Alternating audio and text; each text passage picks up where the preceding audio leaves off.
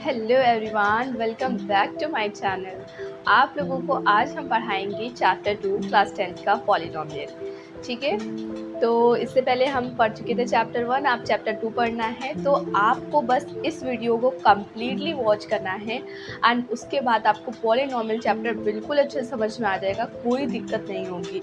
जिन भी बच्चों ने चैप्टर 1 पढ़ा है, अगर उसमें कोई डाउट है तो आप कमेंट करके ज़रूर बताइएगा।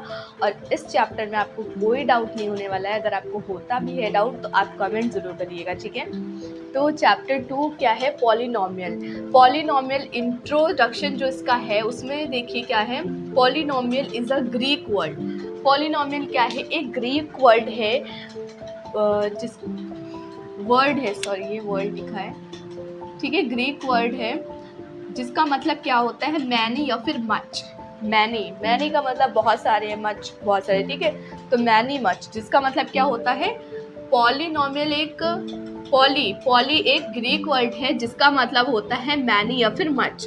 An algebraic expression consisting of many terms. Algebraic expression जो कि क्या करती है? कंसिस्ट करती है मैनी टर्म्स, जिसमें बहुत सारे टर्म्स होते हैं, ठीक है, बहुत सारे टर्म्स होते हैं involving power of the variable. और क्या होती है? पावर भी होती है वेरिएबल की। अब ये कैसे समझेंगे? तो इसको हम एग्जाम्पल की हेल्प से समझते हैं। जैसे कि देखिए एल्जेब्रिक एक्सप्रेशन, तो ये ए एक्स क्या है? ये एक एक्सप्रेशन है। A X square plus B X plus C क्या है? ये एक एक्सप्रेशन है। A X cube plus B X square plus C X plus D, ये एक एक्सप्रेशन है कंसिस्टिंग ऑफ मैनी टर्म्स, जिसमें क्या है? बहुत सारे टर्म्स है। जैसे इसमें ए एक्स, इसमें एक टर्म हो गया, इसमें ए एक्स स्क्वायर ये एक टर्म है, फिर प्लस बी एक्स, फिर उसके बाद सी, ये इसमें बहुत सारे टर्म्स होते हैं ना। Involving power of the variable, variable की पावर। तो पावर क्या होती है? ये है पावर। एक्स पर ये जो छोटा सा 2 लगा है ना, ये जो छोटा सा 2 लगा है ये है पावर। इस पर एक्स पर जो ये छोटा सा 3 लिखा है ये क्या है? पावर। एक्स पे जो छोटा सा 2 लिखा है क्या है? पावर। और अगर एक्स पर कुछ नहीं लगा इसका मतलब वहाँ पर क्या है? 1 है। एक्स पर कुछ नहीं लगा इसका मतलब यहाँ पर क्या है? 1 है। तो अगर पूछा जाए इसका एक्सपोनेंट क्या है तो 1, इसका एक्सपोनेंट तो 3, इसका एक्सपोनेंट तो 2 हो जाएगा, ठीक है। अब समझते हैं डिग्री ऑफ द पॉलिनोमियल क्या होता है। The exponent of highest degree term. जो एक्सपोनेंट, एक्सपोनेंट का मतलब ये जो एक्स की पावर है ना 3, एक्स की पावर 1, एक्स की पावर 2, तो ये क्या है? एक्सपोनेंट है ऑफ हाईएस्ट डिग्री टर्म, ठीक है। जैसे मान लीजिए यहाँ पर ये जो लिखा है X square plus B X plus C, तो इसमें हाईएस्ट, हाईएस्ट मतलब बहुत बड़ी वाली डिग्री, सबसे बड़ी डिग्री कौन सी है? एक्स की पावर 2 है या फिर एक्स की पावर 1? ऑब्वियसली 2 बड़ा होता है, तो यानी कि हाईएस्ट डिग्री क्या हो गई? एक्स की पावर 2। तो इसी को ही बोलते हैं exponent of highest degree term को ही हम क्या बोलते हैं? Degree of the polynomial. तो यही डिग्री है, ठीक है, एक्स की पावर 2। तो हम अगर इसमें बोले कि हाईएस्ट डिग्री क्या है तो इसमें क्या बोला जाएगा? 2 हाईएस्ट डिग्री है।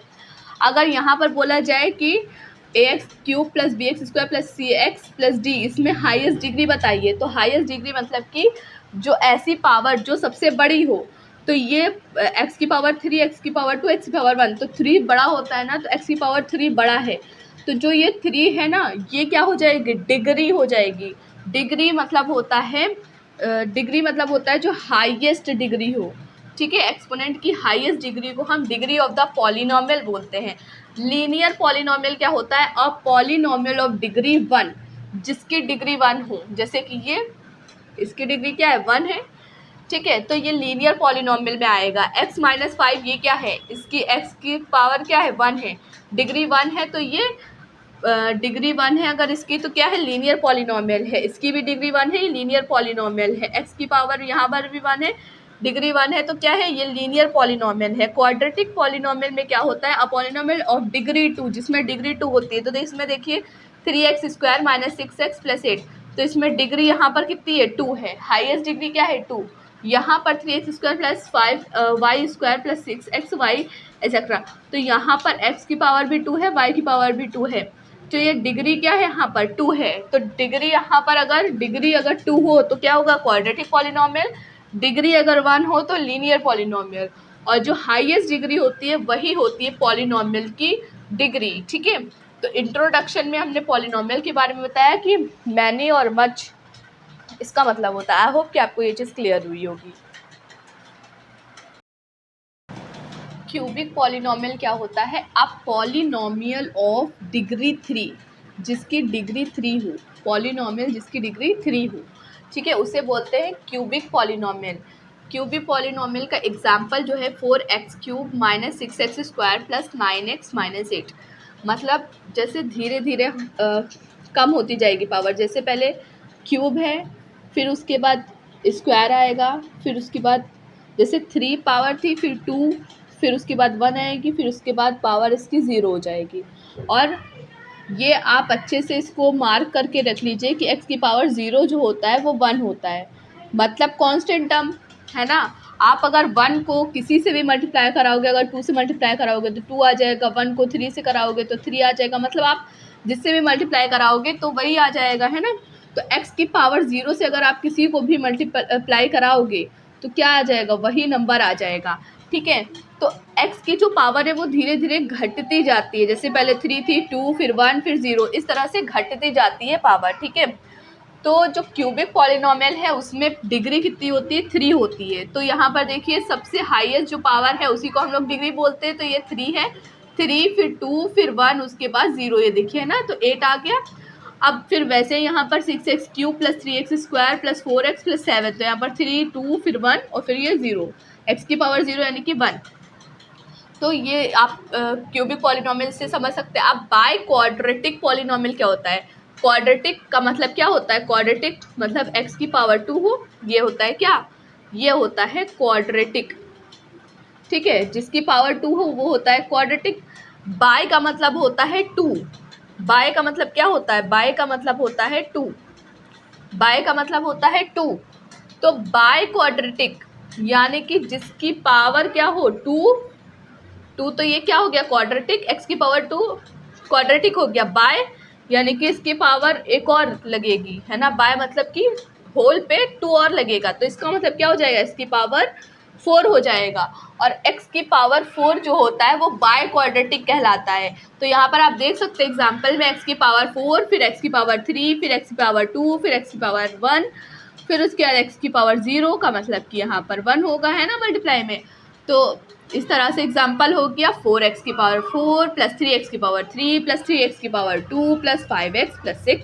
ठीक है, अब यहाँ पर देखिए दूसरा बाय क्वाड्रेटिक पॉलिनोमियल का एग्जाम्पल दिया, x की power 4 plus 3x³ plus 8x, ये पॉलिनोमियल का एग्जाम्पल है। तो यहाँ पर सबसे पहले 4 था, क्योंकि यहाँ डिग्री 4 बोली गई, तो 4, 3, फिर उसके बाद यहाँ पर 8 दे दिए गया। ज़रूरी नहीं कि आपको ये वाला टर्म दे भी, ठीक है, अगर ये नहीं भी है तो भी ये चलेगा। ठीक है, तो ये होता है क्यूबिक पॉलिनोमियल, ये बाय क्वाड्रेटिक पॉलिनोमियल। अब देखते हैं क्लासिफिकेशन ऑफ पॉलिनोमियल। पॉलिनोमियल को कैसे क्लासिफाई किया गया है? ठीक है, तो इसको 5 पार्ट्स में क्लासिफाई किया गया है कि पॉलिनोमियल आखिर कैसे कैसे पॉलिनोमियल होते हैं। ठीक है, तो यहाँ पर क्लासिफिकेशन ऑफ पॉलिनोमियल में 1, 2, 3, 4, 5 हैं, जो कि पहला है मोनोमियल, फिर दूसरा है बायनोमियल, तीसरा है ट्राइनोमियल और चौथा ज़ीरो पॉलिनोमियल, फिर पांचवा है कांस्टेंट पॉलिनोमियल। ठीक है, तो मोनो का मतलब क्या होता है? जो मोनो दिख रहा है ना, मोनो का मतलब होता है एक, बाय का मतलब होता है 2 और ट्राई का मतलब होता है 3। ठीक है, ज़ीरो का मतलब होता है ज़ीरो। ठीक है, और कांस्टेंट का मतलब होता है जो कांस्टेंट यानी कि जो नंबर्स हों, जो एक टर्म में हों, है ना। जैसे नंबर क्या होते हैं? 1, 2, 3 या फिर √2, √3, √5, -6, -2, तो ये सब क्या है? कांस्टेंट टर्म है, नंबर्स हैं। ठीक है, तो मोनोमियल की हम डेफिनेशन अगर देखें तो क्या है? आप polynomial having only one term, जिसमें क्या होता है? सिर्फ और सिर्फ एक टर्म होता है, जिसमें सिर्फ क्या होता है? एक टर्म होता है, उसे हम बोलते हैं मोनोमियल। अब आप यहाँ पर एग्जांपल देखें, 6x², ठीक है, 2x², तो इसमें 6x² है, 2x² है और x 6x है। अगर आप यहाँ पर देखें x 6x, तो ये मल्टीप्लिकेशन में है सारे, तो 6 तो ऐसे ही रहेगा और x जब 2 बार मल्टीप्लाई में होता है ठीक है, सेम चीज़ 2 बार मल्टीप्लाई में होता है तो इसकी पावर भी 1 है, इसकी पावर भी 1, बेस सेम है ना, ये बेस होता है। x क्या है? बेस। बेस सेम है तो पावर क्या होगी? 1 + 1 2 हो जाएगी, तो x की पावर क्या आ जाएगी? 2 आ जाएगी। x की पावर क्या आ जाएगी? 2।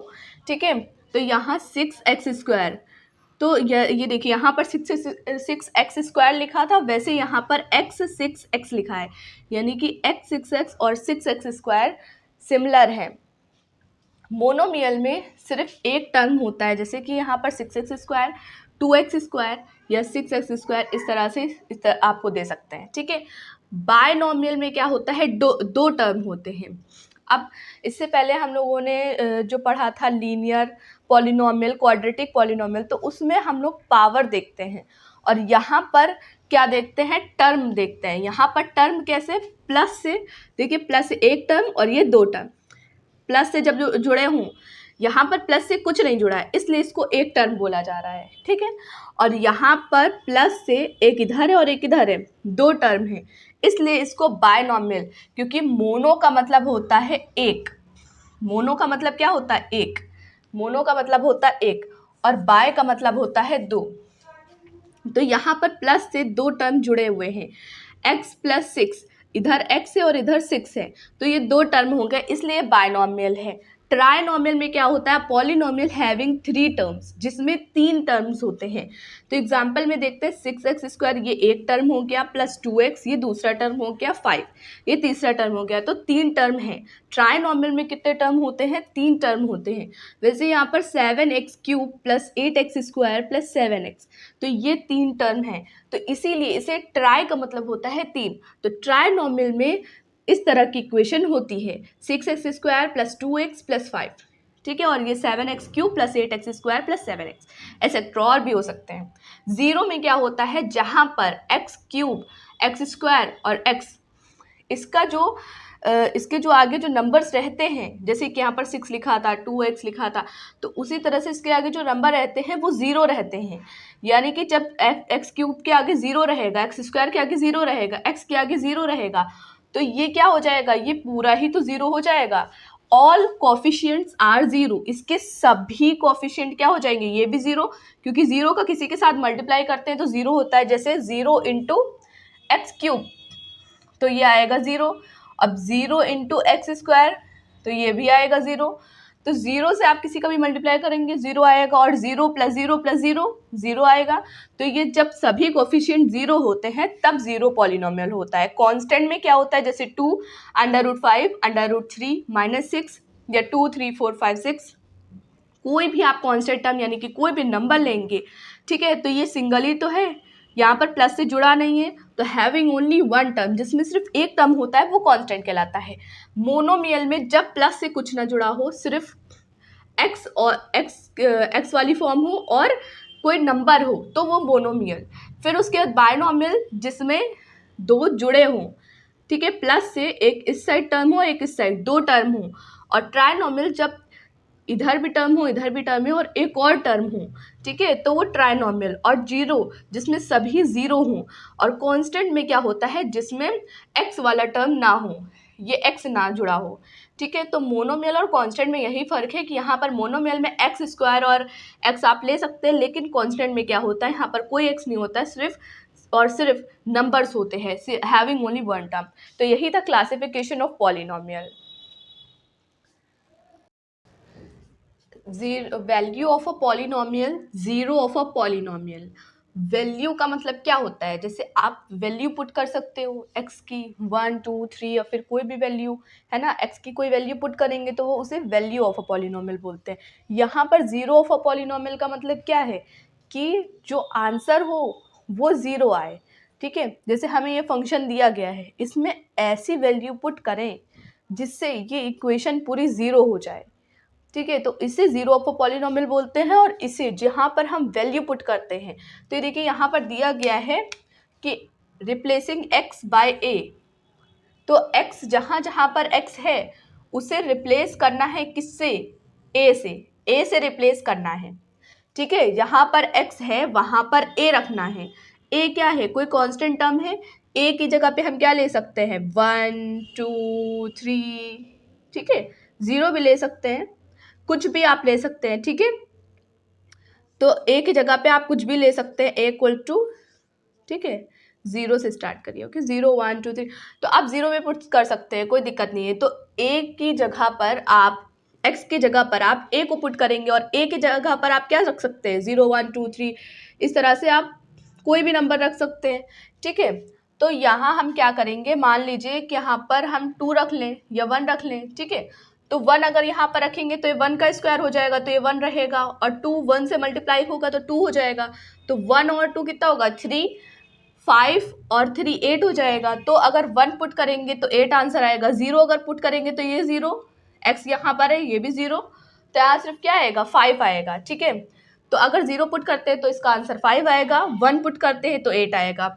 अब चेक करते हैं, अगर 2 पुट करेंगे, जहाँ जहाँ पर x है वहाँ पर हमें a रखना पड़ेगा, a यानी कि 2 अगर हम पुट कर रहे हैं तो वहाँ पर 2 लिखेंगे, ठीक है। x की जगह पे 2 लिखेंगे, f2 is equals to x, यहाँ पर 2 का स्क्वायर हो जाएगा प्लस 2 इंटू, अब यहाँ पर भी x है तो 2 हो जाएगा क्योंकि हम x की जगह पर 2 रख रहे हैं, ठीक है।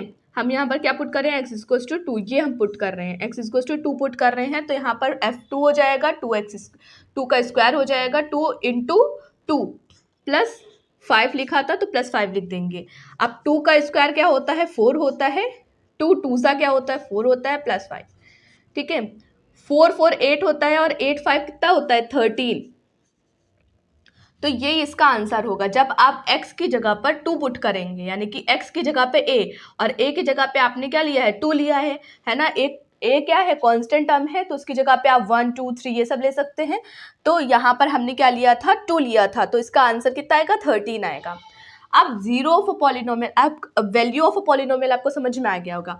अब जीरो ऑफ अ पॉलिनोमियल का मतलब होता है कि ऐसी कोई वैल्यू इस इक्वेशन में पुट कर दे, ठीक है, इस फंक्शन में ऐसी वैल्यू पुट कर दे जो कि वो फंक्शन क्या हो जाए, जीरो हो जाए। जैसे यहाँ पर ये, इसमें ये कंडीशन बोली गई है कि एफ ए, इसमें ये कंडीशन बोली गई है f a is equals to 0, ये कंडीशन बोली गई है कि यहाँ पर x की जगह पे a कोई ऐसी वैल्यू पुट करनी है। a का मतलब क्या, 1 2 3, जैसे कि हमने आपको यहाँ पर बताया, ठीक है। तो कुछ ऐसा पुट करिए यहाँ पर कि ये पूरा फंक्शन 0 बन जाए, ठीक है। तो अगर देखिए हम यहाँ पर अगर 1 पुट करते हैं यहाँ पर, ठीक है, तो यहाँ 1 का स्क्वायर तो 1 ही रहेगा। ये हमेशा याद रखिएगा, 1 का स्क्वायर हो, 1 का क्यूब हो, कुछ भी हो, 1 ही आता है आंसर, ठीक है। तो यहाँ 1 का स्क्वायर होगा तो 1 ही आएगा, -4 इंटू एक्स की जगह पे 1 रखेंगे क्योंकि हम यहाँ पर क्या ले रहे हैं, 1 ले रहे हैं, ठीक है। x इज इक्वल्स टू 1 जब पुट करेंगे तब ये चीज़ होगी, तो 1 - 4 इंटू 1 प्लस 4। अब यहाँ क्या हो जाएगा, 1 माइनस 4 इंटू 1 क्या हो जाएगा, 4 हो जाएगा, और यहाँ पर प्लस 4, तो -4 प्लस 4 तो कैंसिल हो जाएगा और बचेगा प्लस का 1। तो ये तो 0 है ही नहीं, ये तो 0 ही नहीं हुआ। इसका मतलब जो जीरो ऑफ अ पॉलिनोमियल है वो x इक्वल्स टू 1 नहीं है। इस फंक्शन के लिए x equals to 1 zero of a polynomial नहीं है। अगर 1 नहीं है तो फिर क्या होगा, अगर 1 नहीं है तो फिर हम 2 पुट करके देखेंगे इसकी जगह पे, ठीक है। 2 पुट करके देखते हैं, x की जगह पे 2 पुट करके देखते हैं तो क्या आएगा, अगर x इक्वल्स टू 2 है, x इज इक्वल्स टू 2, अगर यहाँ पर हम f2 is equals to f2 यहाँ पर होगा, ठीक है, 2 पुट कर रहे हैं x की जगह पे तो 2 हो जाएगा, फिर 2 का स्क्वायर होगा -4 इंटू एक्स की जगह पे 2 रख रहे हैं तो यहाँ पे भी 2 रखेंगे, प्लस 4 लिखा है तो प्लस 4 लिख लेंगे, ठीक है। 2 का स्क्वायर क्या हो जाएगा, 4 हो जाएगा, -4 इंटू 2 8 हो जाएगा, प्लस 4, ठीक है। अब देखिए हम ऐसे माइनस नहीं कर सकते, हमें पता है बॉड मास, ठीक है, जिसमें क्या होता है सबसे पहले ब्रैकेट, फिर ओपन, फिर उसके बाद डिवाइड, मल्टीप्लाई, ऐड, सब्ट्रैक्ट। तो अब देखिए सबसे पहले ऐड है फिर सब्ट्रैक्ट है, यहाँ हमें ऐड सब्ट्रैक्ट ही तो दिख रहा है, डिवाइड और मल्टीप्लाई है नहीं तो हम उसको लगाएंगे नहीं, तो सिर्फ हमें ये अप्लाई करना होगा, ऐड और सब्ट्रैक्ट। तो सबसे पहले ऐड करना होगा, तो ये पॉजिटिव है, ये पॉजिटिव है, ऐड हो जाएगा, 4 + 4 8 हो जाएगा, और ये -8 है तो ये 0 आएगा। इसका मतलब है कि ये जो फंक्शन है ये इस पर 0 होगा, किस पे, x इक्वल्स टू 2 पर 0 होगा। तो अगर हम पूछे कि फंक्शन इस फंक्शन के लिए जीरो ऑफ अ पॉलिनोमियल क्या है, तो जीरो ऑफ अ पॉलिनोमियल इसके लिए क्या है, x इक्वल्स टू 2 है, ठीक है। अब इस ये वाला जो क्वेश्चन है, ठीक है, इस फंक्शन में हम पुट करके देखते हैं तो क्या आएगा, x square minus 5x plus 4।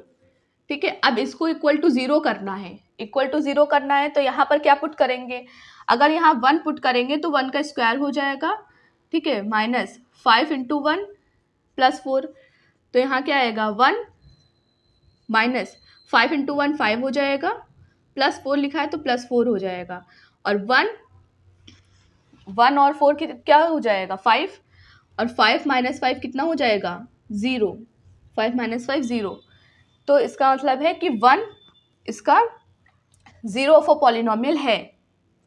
अगर 2 पर पुट करके देखें, x इक्वल्स टू यहाँ पर हमने 1 लिया था, अब x इक्वल्स टू 2 पर देखते हैं, x इक्वल्स टू 2 पर चेक करेंगे तो क्या आएगा, यहाँ पर 2 रखते हैं, 2 का स्क्वायर हो जाएगा माइनस 5 इंटू 2 प्लस 4, 2 का स्क्वायर कितना होगा 4, माइनस 5 इंटू 2 10 हो जाएगा प्लस 4। अब यहाँ सबसे पहले ऐड करेंगे, 4 कितना होगा 8 होगा, और 8 माइनस 10 तो यानी कि ये नहीं होगा, तो x इक्वल्स टू 1 क्या होगा, ज़ीरो ऑफ अ पॉलिनोमियल होगा इसका, ठीक है, ज़ीरो ऑफ अ पॉलिनोमियल होगा इसका।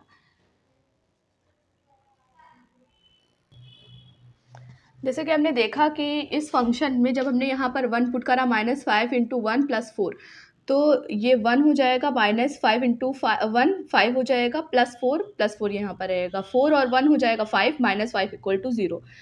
ठीक है, तो अगर अब यहाँ पर हमने 2 जब पुट करा था तो ये वैल्यू 0 नहीं हो रही थी, तो हम 3 पुट करके चेक करेंगे। ठीक है, यहाँ पर 3 पुट करेंगे, माइनस 5 इंटू 3 प्लस 4, 3 जब पुट करेंगे तो क्या आएगा, 3 का स्क्वायर 9 हो जाएगा, माइनस 5 इंटू 3 15 हो जाएगा, प्लस 4, अब 9 और 4 कितना हो जाएगा 13, 13 में से 15 जाएगा तो माइनस का 2 आएगा, तो इसका मतलब ये भी नहीं होगा, है ना, ये भी ज़ीरो नहीं कर रहा है, तो ये भी ज़ीरो ऑफ अ पॉलिनोमियल नहीं होगा। अब हम इसकी जगह पे 4 पुट करके देखते हैं तो क्या ये होगा, चेक करते हैं। अगर 4 पुट करेंगे तो यहाँ पर 4 का स्क्वायर हो जाएगा, माइनस 5 इंटू 4 प्लस 4, अब 4 का स्क्वायर कितना होता है 16, माइनस 5 4 ज़ा 20 प्लस 4, सबसे पहले प्लस करते हैं, 16 और 4 कितना होता है 20 होता है, माइनस 20, तो प्लस का 20 माइनस का 20 इक्वल टू 0, तो इसका मतलब जो ज़ीरो ऑफ अ पॉलिनोमियल है इसके लिए वो क्या हो जाएगा, x इक्वल्स टू 4 हो जाएगा। x इक्वल्स टू 1 पर भी हो रहा है, आपकी बुक में x इक्वल्स टू 4 दिया है तो आप इसे ही मानिए, ठीक है। ज़ीरो ऑफ अ पॉलिनोमियल में जैसे कि हमने आपको अभी बताया कि f x is equals to zero है, ठीक है, ज़ीरो ऑफ अ पॉलिनोमियल में क्या f x is equals to zero आना चाहिए, यानी कि जब आप फंक्शन जो भी आपको दिया गया है उसकी जगह पे आप एक्स, जो एफ एक्स है ना यहाँ पर आप उसकी जगह पे एक्स पुट करेंगे, तो जब आप एक्स पुट करेंगे तो क्या होगा कि वो ज़ीरो हो जाएगा, तो वही क्या होता है ज़ीरो ऑफ अ पॉलिनोमियल होता है। अब ज़ीरो ऑफ अ पॉलिनोमियल किसका, linear polynomial, zero of a linear polynomial, यहाँ पर तो पॉलिनोमियल था, अब यहाँ पर ज़ीरो बताना है लीनियर पॉलिनोमियल का। लीनियर पॉलिनोमियल में A X plus B equal to zero, ये एक इक्वेशन ली गई है, ठीक है, A X plus B equal to zero में क्या करेंगे, अगर हम ए एक्स इधर ही रहने दें और बी को उस साइड भेज दें तो क्या हो जाएगा, माइनस का बी हो जाएगा, तो एक्स की वैल्यू आएगी minus B by A, minus B by, जो कि देखिए यहाँ पर लिखा है equals to minus B by A, ठीक है। लीनियर कैसे है, हमने आपको समझाया था कि लीनियर क्या होता है और क्वाड्रेटिक पॉलिनोमियल क्या होता है, तो यहाँ पर देखिए A X plus B equal to 0 दिया हुआ है, तो x की पावर क्या है 1 है, तो इसीलिए ये लीनियर पॉलिनोमियल है, ठीक है। x equals to minus B by A, तो b देखिए ये b क्या है, कांस्टेंट टर्म है, क्योंकि इसके साथ कोई x का टर्म है ही नहीं, x का टर्म नहीं है, इसका मतलब ये क्या है, कांस्टेंट टर्म है, तो यहाँ माइनस लिखा रहने देंगे, b के जगह पे क्या हो जाएगा, कांस्टेंट टर्म, b क्या है, कांस्टेंट टर्म है, और a देखिए a के साथ में x है, तो x का कोफिशिएंट है ना a, तो यहाँ क्या लिखेंगे, कोफिशिएंट ऑफ x, a क्या है, कोफिशिएंट ऑफ x, एक्स का कोफिशिएंट, कोफिशिएंट मतलब एक्स के आगे जो लिखा है वो कोफिशिएंट है एक्स का, ठीक है। अब जीरो ऑफ, ये जो हमने आपको बताया zero of a linear polynomial X equals to minus B by A, तो ये जो ये फॉर्मूला है ना वो ऐसी इक्वेशन के लिए होगा। अब यहाँ ए की जगह पे 2 3 कुछ भी हो सकता है, मान लीजिए यहाँ पर 2x प्लस बी की जगह पे मान लिया 3 है इक्वल टू 0, तो ऐसी कुछ इक्वेशन होगी जहां पर आपको इस तरह से करना होगा। तो इसका आंसर फिर क्या निकलेगा, माइनस बी, बी क्या है ये है ना 3 है, तो 3 और फिर यहाँ पर एक्स का कोफिशिएंट यहाँ पर क्या है 2, तो -3/2। अगर यहाँ पर बोला गया होता सम ऑफ जीरोज, तो सम ऑफ जीरोज में हम क्या लेते हैं, एक अल्फा लेते हैं और एक बीटा, और इन दोनों को प्लस करते हैं, क्योंकि सम का मतलब क्या होता है, प्लस करना होता है। तो जब हम प्लस करते हैं, सम करते हैं अल्फा प्लस बीटा का, तो यही सम कहलाता है सम ऑफ जीरोज, ठीक है।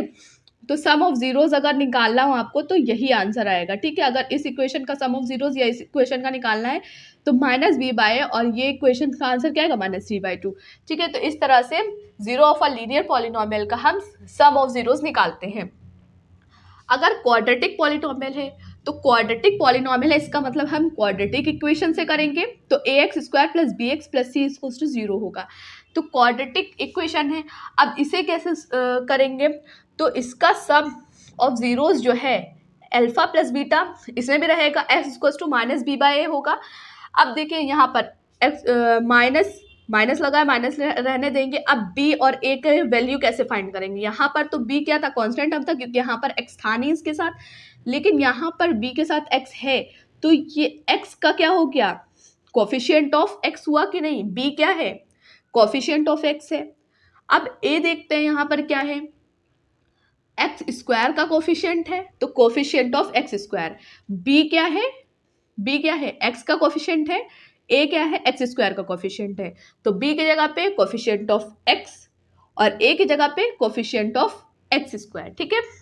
अब अगर हमें प्रोडक्ट ऑफ जीरोज निकालना है तो प्रोडक्ट ऑफ जीरोज में क्या होगा, अल्फा और बीटा दो नंबर्स, जैसे यहाँ पर अल्फा और बीटा था तो सम करना था तो प्लस लगाया था, अब यहाँ क्या करना है, प्रोडक्ट करना है, प्रोडक्ट करना है तो डॉट लगाएंगे, ठीक है।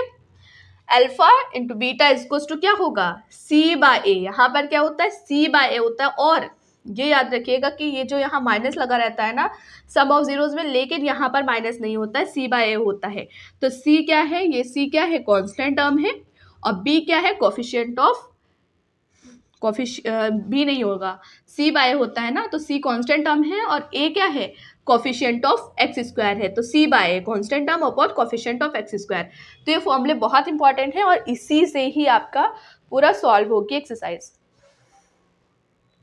अब यहाँ पर देखिए क्या बोला जा रहा है, geometrical meaning of the zeros of the polynomial. Geometrical meaning zeros of the polynomial बताना है तो ये 3 तरीके से हम बता सकते हैं। एक तो b² - 4ac greater than 0, b² - 4ac equal to 0 और b² - 4ac लेस देन 0। तो ये 3 कंडीशन है, एक तो ग्रेटर देन 0 होना चाहिए, एक इक्वल टू 0 होना चाहिए और एक लेस देन 0।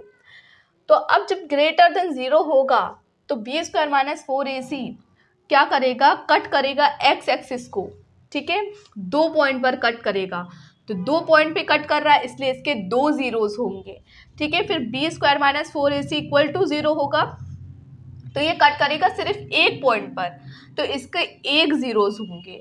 b² - 4ac जब लेस देन 0 होगा, 0 से छोटा, तो विल नॉट काट एक्स एक्सिस, एक्स एक्सिस को नहीं काटेगा, नहीं काटेगा तो कोई रियल रूट्स नहीं होंगे, यानी कि कोई जीरो नहीं होगा।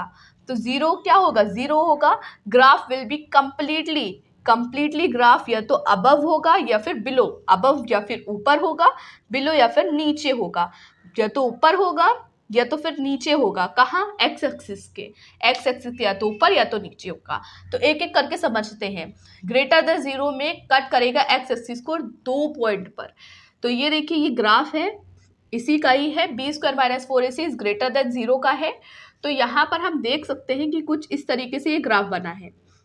तो यहाँ पर जो x है वो 2 पॉइंट पे कट रहा है, यानी कि x एक्सिस 2 पॉइंट पर कट रही है, एक यहाँ पर और एक यहाँ पर।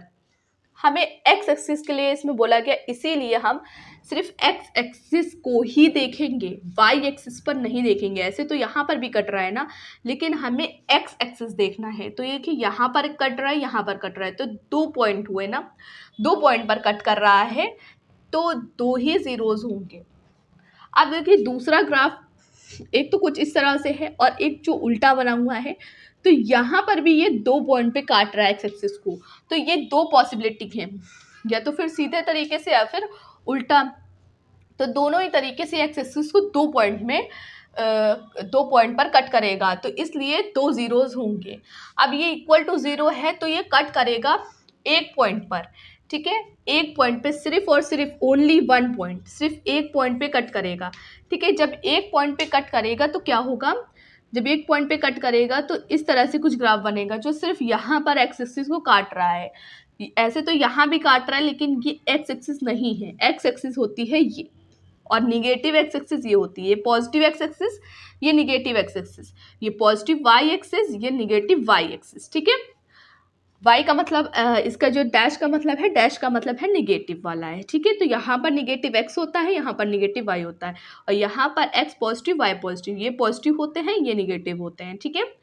अब ये देखिए यहाँ पर कंडीशन इक्वल टू 0 है, तो इसमें सिर्फ एक जगह पे काटता है कि यहाँ पर, अगर उल्टा बना के देखेंगे तो भी यहाँ पे काटेगा, तो इसकी पॉसिबिलिटी क्या है, 1 0 होगा इसमें, ठीक है। बी स्क्वायर माइनस 4ac जब लेस देन 0 होता है तो यहाँ पर एक्स एक्सिस को नहीं काटता है, या तो कम्प्लीटली एक्स एक्सिस से ऊपर होगा, ये कम्प्लीटली एक्स एक्सिस से नीचे होगा। तो ये देखिए कम्प्लीटली एक्स एक्सिस के ऊपर है और ये कम्प्लीटली एक्स एक्सिस से नीचे है। यहाँ पर देखिए एक्स एक्सिस को कहीं पर भी इसने टच नहीं किया है, ना ही इसने किया है, इसका मतलब है कि इसने कट नहीं किया। तो कोई भी नो रियल रूट, तो रियल रूट्स होंगे ही नहीं। जब रियल रूट नहीं होंगे तो ग्राफ कैसे बनेगा, तो ऊपर या तो नीचे।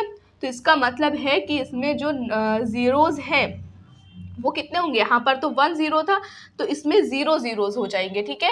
इसमें 2 जीरोज, जब ग्रेटर देन जीरोज हो तो 2 जीरोज, ग्रेटर देन 0 तो 2 जीरोज, इक्वल टू 0 तो 1 जीरोज, और लेस देन 0 तो नो रियल रूट्स या फिर 0 जीरोज, ठीक है।